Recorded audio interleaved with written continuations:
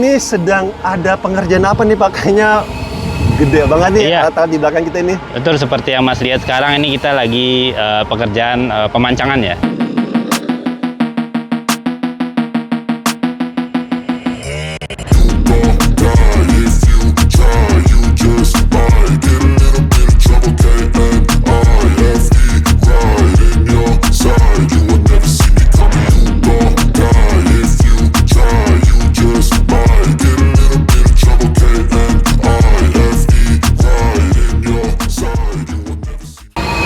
Assalamualaikum warahmatullahi wabarakatuh. Halo teman-teman, apa kabar kalian semuanya? Mudah-mudahan kalian pada sehat ya, amin. Kembali lagi sama saya Abdul Fattah Arifin, dan kembali kita akan membahas upaya pemerintah kita dalam pengendalian banjir di bawah SDA DKI Jakarta.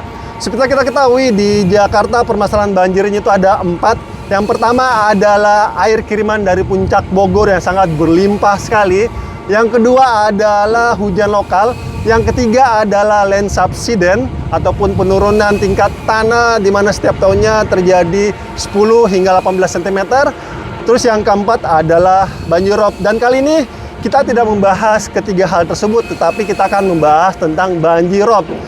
Dan ini penanganan ini dinamakan NCCD ataupun National Capital Integrated Coastal Development, dan NCCD ini terbagi atas 2 tupoksi. Yang pertama adalah pemerintah pusat di bawah PUPR. Yang kedua ataupun tupoksi yang kedua di bawah SDA DKI Jakarta ataupun Pemprov Jakarta. Dan SDA DKI Jakarta mendapatkan 6 wilayah yang akan ditanggul ya. Yang pertama adalah Kamal Muara, yang kedua adalah Kali Blencong, yang ketiga adalah Muara Angke, yang keempat adalah Pantai Nizam Zaman Timur, yang kelima adalah Pantai Mutiara, dan yang keenam adalah Sunda Kelapa ataupun Ancol Barat yang saat ini sedang dilakukan penanggulan teman-teman. Dan tentunya saya di sini tidak akan membahas seorang diri ya. Saya akan ditemani oleh ahlinya pastinya. Halo, assalamualaikum Pak. Waalaikumsalam, Mas. Apa kabar Pak? Sehat? Alhamdulillah sehat, baik ya. Baik Pak, langsung aja nih, SDA DKI Jakarta saat ini sedang sangat serius sekali ya dalam penanganan banjir. Nah saat ini, perkenalkan diri dulu Pak, nama Bapak siapa dan jabatan Bapak di sini sebagai apa? Oke, baik, perkenalkan nama saya Fadin Ramadan. Saya selaku Site Operation Manager di proyek NCCD Fase A Paket 1 Lokasi 1. Nah Pak, saat ini sedang ada pengerjaan apa nih Pak? Kayaknya gede banget nih alat di belakang kita ini. Betul, seperti yang Mas lihat sekarang ini kita lagi pekerjaan pemancangan ya, pemancangan tanggul NCCD seperti itu.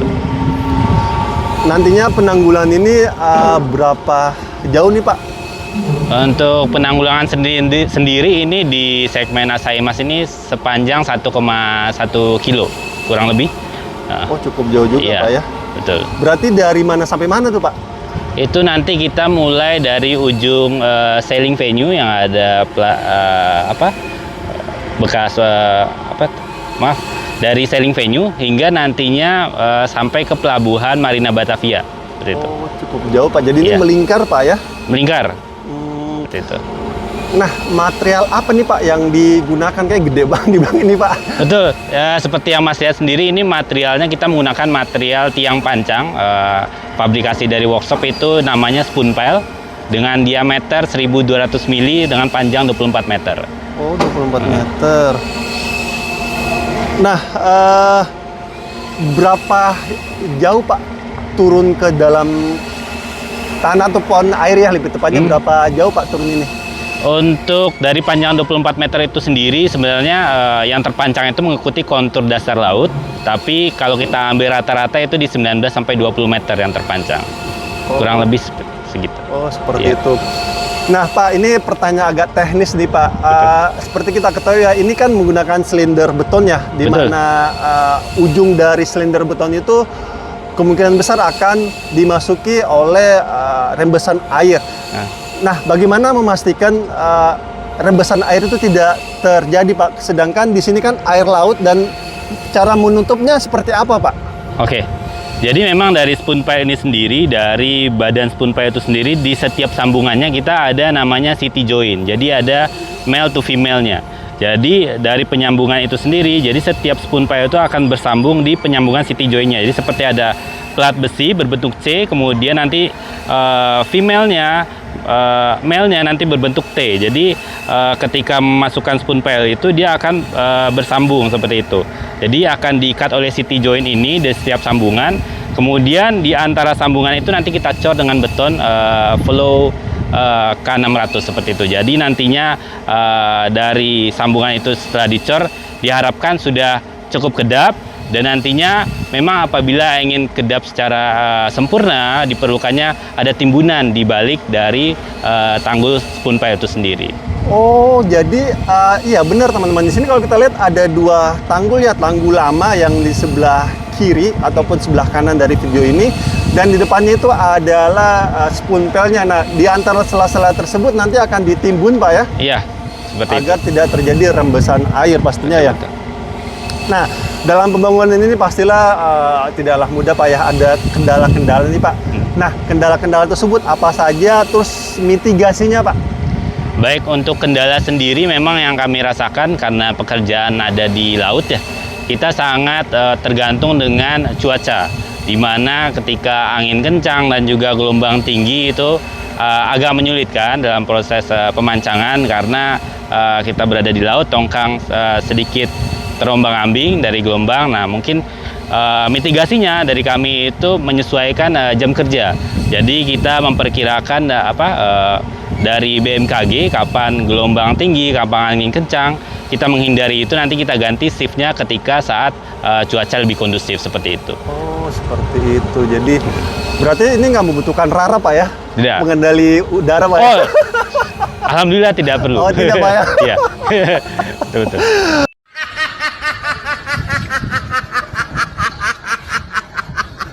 Oke teman-teman, nah Pak, ini kan di pinggir laut Pak ya. Nah, ada nggak sih Pak nelayan gitu yang protes dengan adanya spoon pipe ini, atau malah nelayan mendukung proyek ini Pak? Kebetulan di segmen yang kita kerjakan ini tidak ada aktivitas nelayan yang ada di sekitar lokasi. Jadi untuk dari gesekan atau dengan dari nelayan sendiri itu kita tidak ada. Dan ini paling kita nanti ada pemancangan di sekitar pelabuhan dan pelabuhan Marina, dan itu dia juga sangat mendukung sekali akan adanya proyek ini karena juga mengcover dari daratan yang ada di sekitar pelabuhan seperti itu. Iya Pak, karena ketika aerob naik itu sangat mengerikan sekali Pak ya, bisa menghilangkan wilayah. Nah, menurut Bapak Pak, seberapa penting sih Pak penanggulan ini sebenarnya? Sebenarnya penanggulangan ini sangat penting sekali ya guna memitigasi dari banjirop yang ada di pesisir utara Jakarta dan juga penurunan daratan dari DKI Jakarta ya.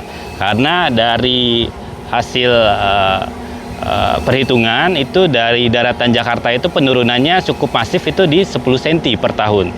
Nah, itu terjadi karena adanya beban struktur yang sudah sangat masif di Jakarta, kemudian juga pemanfaatan air yang ada cukup masif, dan itu jadi mempercepat penurunan daratan DKI Jakarta. Jadi sangat diperlukan nantinya tanggul ini guna mempertahankan dari wilayah pesisir utara Jakarta agar tidak terendam oleh banjirop seperti itu. Ditambah lagi dengan kutub utara dan kutub selatan itu esnya terus mencair Pak ya. Betul.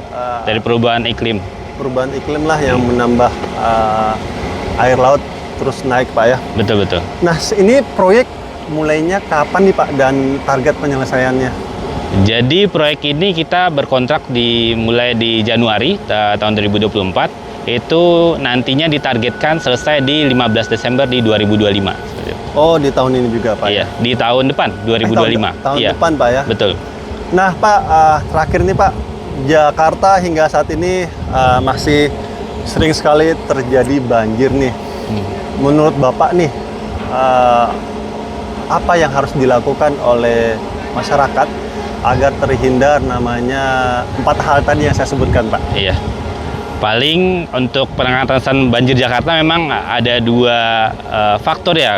Kalau yang di penanganan kami ini banjir rob yang ada dari laut, kemudian juga faktor banjir Jakarta sendiri itu ada banjir kiriman seperti yang Mas sampaikan tadi, banjir kiriman dari sekitaran DKI Jakarta dan juga dari kapasitas sungai yang di Jakarta yang cukup overload akibat ya penuhnya dengan pemukiman dan lain-lain. Jadi dari saya menghibau kepada seluruh warga DKI Jakarta khususnya untuk sama-samalah kita untuk menjaga lingkungan, mulai dengan tidak membuang sampah sembarangan seperti ke sungai dan juga selokan, guna memperlancar aliran sungai itu sendiri agar sungai itu tidak mampet dan air bisa disalurkan langsung ke laut atau waduk-waduk yang sudah disediakan oleh pemerintah DKI Jakarta seperti itu. Ya, benar sekali teman-teman apa yang disampaikan oleh Pak Fatwin ya, bahwa kita sebagai masyarakat pun harus wajib kudu berkolaborasi dengan pemerintah kita teman-teman, karena mau sehebat apapun pemerintah kita dalam membuat program penanganan banjir, tapi kitanya masih kepala batu yang tidak bisa berkolaborasi ya, dalam arti membuang sampah seenak dewe ya kan. Memang pada saat kalian membuang sampah kalian ke kali, sungai, got, pada saat itu permasalahan sampah kalian itu akan selesai teman-teman. Tapi percayalah, cepat atau lambat pasti sampah tersebut akan mengendap dan akan menjadi sedimentasi. Dan setelah menjadi sedimentasi, otomatis akan mengurangi volume air yang bisa lewat di kali, sungai, got yang kalian buang sampah kaliannya. Dan ketika ada air kiriman dari puncak Bogor, banjir, baru pada protes semua sama pemerintah, padahal kita sendiri yang kepala batu. Dan sebagai informasi teman-teman, saat ini pemerintah kita ya sudah memitigasi permasalahan banjir yang 4 hal yang saya sebutkan di awal video itu sudah sangat masif sekali. Dari pesisir utara, dari hulunya ataupun dari puncak Bogor itu sudah dibuatkan bendungan Ciawi Sukamahi yang bisa mereduksi sekitar 30% ataupun memarkirkan aliran air di puncak Bogor sana sebesar 30% agar ketika berhilir di pesisir utara Jakarta tidak menjadi air bah yang turun teman-teman. Yang kedua adalah land subsidence ataupun penurunan tingkat tanah di Jakarta ya 10 hingga 18 cm setiap tahunnya, itu pun sudah berusaha dimitigasi dengan dibuatkannya waduk, embung ataupun sumur serapan yang sangat masif sekali di Jakarta. Itu berfungsi untuk mengembalikan kepadatan tanah kita dan air agar bisa menjadi cadangan air kita dan tentunya bisa mereduksi aliran air yang ada di wilayah Jakarta. Yang ketiga adalah hujan lokal, itu dikendalikan dengan dibuatkannya proyek sodetan Kali Ciliwung untuk memindahkan aliran Kali Ciliwung berpindah ke kanal banjir timur. Terus yang keempat adalah NCSD ataupun penanggulan pesisir Jakarta ini teman-teman untuk pantainya ya. Jadi NCSD ini terdiri atas dua proyek besar. Yang pertama adalah penanggulan pesisir pantai Jakarta, terus yang kedua adalah Giant Sea Wall Pak ya, yang gede sekali itu yang berbentuk burung Garuda. Tapi itu Giant Sea Wall itu masih dibahas teman-teman oleh pemerintah pusat kita, dan itu semua adalah bukti nyata bahwa pemerintah kita hadir sangat serius dalam pengendalian banjir. Salah satunya adalah di Jakarta, dan kita sebagai masyarakat yuk kita mendukung pemerintah kita dalam penanganan banjir, sehingga mudah-mudahan dengan dukungan kita proyeknya cepat selesai dan bisa kita rasakan manfaatnya pastinya ya. Amin. Dan terima kasih untuk SDA DKI Jakarta yang terus berusaha berjuang untuk meminimalisir ataupun menghilangkan banjir-banjir di Jakarta. Sesuai gambar yang saya berikan ke kalian ini adalah gambar yang resmi ya dari Bappenas, dari BMKG maupun dari penanggulangan bencana daerah, bahwa setiap tahunnya banjir di Jakarta terus mengalami penurunan, dan ini adalah bukti nyata ya bahwa pemerintah kita sangat serius. Jadi kita dukung terus pemerintah kita ya teman-teman, dan kami berdua mohon maaf jika selama jalan-jalan tempat ini ataupun menjelaskan penanggulan di Sunda Kelapa ini ataupun Ancol Barat ini ada salah-salah kata ataupun salah-salah review. Kami berdua hanyalah manusia biasa yang tidak luput dari kata salah ataupun hilaf. Dan akhir kalam, saya Abdul Fattah Arifin dan Pak Fanil Ramadan mohon undur diri. Assalamualaikum warahmatullahi wabarakatuh. Indonesia maju.